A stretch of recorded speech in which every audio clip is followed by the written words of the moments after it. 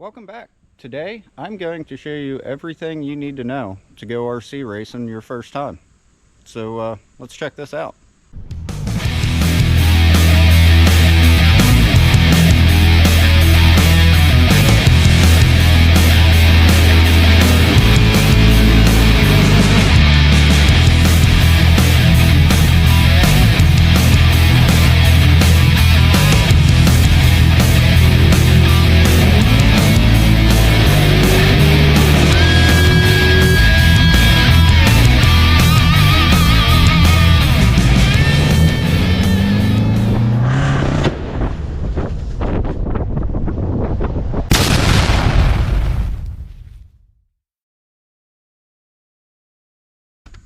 Welcome back to the channel, guys.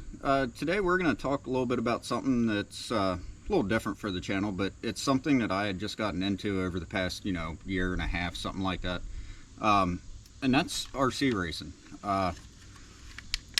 It's something that whenever I got into it, I had no idea it was as huge as it was. But there is a lot of people that do it. But to get started in it, it was kind of intimidating because, I really didn't know what you had to do. As far as just what you had to do to go there and where to go and what you needed. So I figured I'd do a little video here on just everything you need to know to go RC racing for your first time. So let's dive into this here a little bit. Let's get some of this stuff out of the way. Need to put a new wing on this guy. I'm going to use this one as an example. So I even have some notes here just so I don't forget anything. The first thing you're going to want to know is just where you're going to go, obviously. If you don't know of any RC tracks around you, I would say go to a hobby shop. If you're at the point in the hobby to where you think you might want to go to a race, you probably have a hobby shop that you go to. Ask them. They'll probably be able to point you in the direction of some tracks that are fairly local. And whether or not it's a dirt track or a carpet track. We're not going to talk about carpet here. I might touch on it, but we're just going to stick with dirt. So as far as the car goes, you don't need anything fancy. Just say you have a Traxxas Slash. That is an incredible car. There's so many classes that are built around a Traxxas Slash. You can go out there, just have your car, obviously, and have 2 batteries. Make sure they're charged before you get there. That way you don't have to charge them whenever you're there. And my advice would be use LiPo batteries. That way you don't get battery drain throughout the course of a race. But other than just a basic car, some things that you'll need is a transponder. Now a transponder, I don't know if you'll be able to see it in a video or not. They're pretty small. They're about the size of a dime, but they're square. That's actually what reads your lap times as you're going around the track. You will need one of those. Some tracks rent them. Other tracks don't. I mean, I'm sure I don't really know why. I'm sure it's just a money thing like anything else. But if you think you're just going to go there and do it once, maybe twice, I would say just rent a transponder. It's generally like 10 bucks or something like that. Those little guys, for whatever reason, are kind of expensive. They're like $80, $90 to buy one. So find out if anybody has one to rent. That would be my advice. But you will need one of those. So tires. You could just go out and run your stock tires on your Slash. They're not going to work well. Whenever I started this, somebody told me oh yeah, the stock tires aren't gonna, they're just not gonna work. And I'm like, oh yeah, it's an RC car, come on now. Well, after I did it, I actually realized the tires do make a huge difference. So if you wanted to go out and wanted your car to perform better, this may not even be first race stuff. If you just want to go out and rip around, yeah, sure, go ahead, use your stock tires, unless that track has a rule against it. Some tracks don't want the aggressive basher style tires on the track, but if they let it, sure, you don't need tires. But if you wanted to get into it and wanted your car to work just a little bit better, if there's a hobby shop at that track that you're going to, chances are they're probably going to sell the tires that everybody runs, just because that's good business. Sell the tires that works good on your track. So that's that. My notes are not going in line with what I'm saying. I already talked about the batteries. So that basically covers the car. You know, the car's pretty basic. As long as you have a transponder and your car and you got your batteries, that's all you really need as far as that goes. I'm gonna set this down here now. As far as stuff that you should take along, I'll back up here a little bit. Whenever you find out what track you're gonna go to,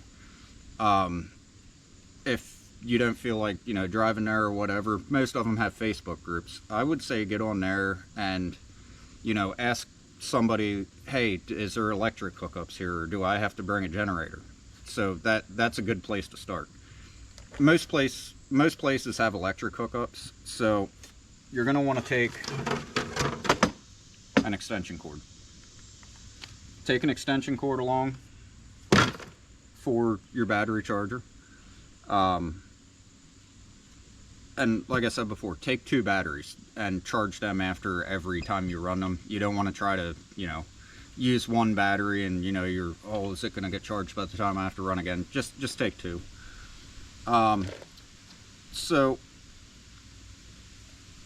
the extension cord for the batteries, just take some basic RC tools too, because stuff breaks. You don't want to go there and pay to race, and then just because something breaks, you don't have the tools to fix it. Just basic RC tools. You know, tools will vary depending on your car. And this isn't stuff that you have to take, but it makes it a whole lot easier. Take a table, just like the one I got here. It's just a basic plastic folding table. That way you don't have to work on the ground.